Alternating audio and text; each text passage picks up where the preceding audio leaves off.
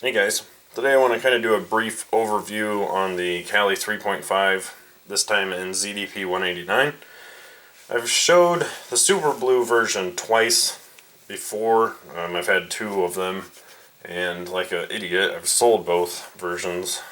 I really wish I had one again, but the ZDP-189 version will have to do, because it's actually the only one that Spyderco is now producing other than the Caly 3. But both are only going to be made in the carbon fiber ZDP-189 version. Kind of surprising to a lot of people that they discontinued the standard just G10 and VG10 version.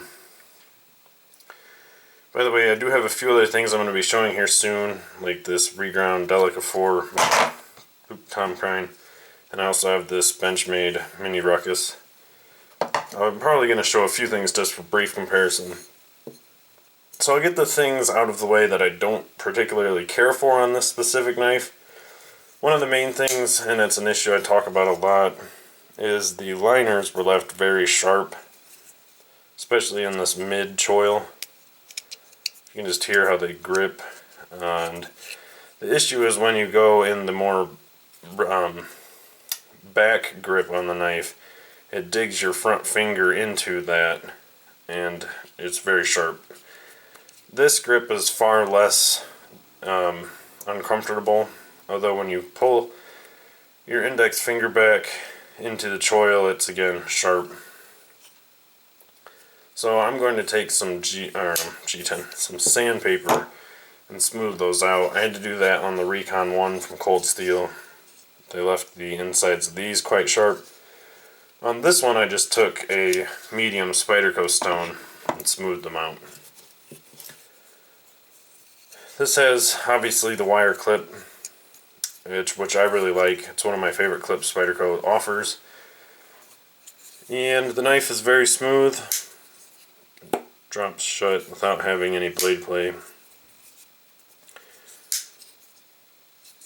The ZDP-189, I haven't actually reprofiled it yet. I've had both a Delica 4 and an Endura 4 in ZDP-189. And it's not overly hard to sharpen. Well, it is hard. They run it pretty hard. Standard sharpening stones really shouldn't have an issue with it. Its main carbide former is from the chromium. It has very high chromium content. It's ground not very thin, relatively thin behind the edge, around 15 thousandths. It seems like the Super Blue versions that I had were ground thinner. There can be quite a bit of variance from knife to knife in productions with thickness behind the edge and such. So it could be that variance. I'm also not sure if because it's clad, they leave the stock for the ZDP-189 thicker, clad it and sharpen it, and it's just not ground as thin. But still, 15 thousandths isn't a bad performer, especially in production. Knives just keep getting thicker and thicker and more bulky, which is an unfortunate trend in my opinion. I was really impressed with some of the prototypes that Amsterdam meet for Spyderco showed, although some of them I didn't really care for at all. Some of them are just really going the real tactical route, which I understand is popular, but I miss some of the more classic designs like this and other things like the Delica, things more in that realm. Although the Ion and the Gale Bradley 2 both look like they'll be fantastic. I really like the changes that it looks like the Gale Bradley 2 has versus the 1. So enough about that. But yeah, the carbon fiber, it's solid carbon fiber. Very nice. I've had good experience using the Caly series already, so I highly recommend them.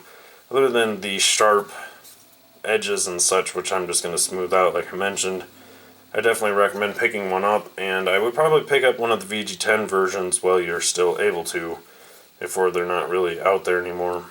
And I'm sure more likely than not they'll get jacked up on the secondary prices eventually, so might as well get one now while they're relatively cheap. If you have any questions or anything else you'd like to actually see, be happy to do that. And as always, thanks for watching, guys.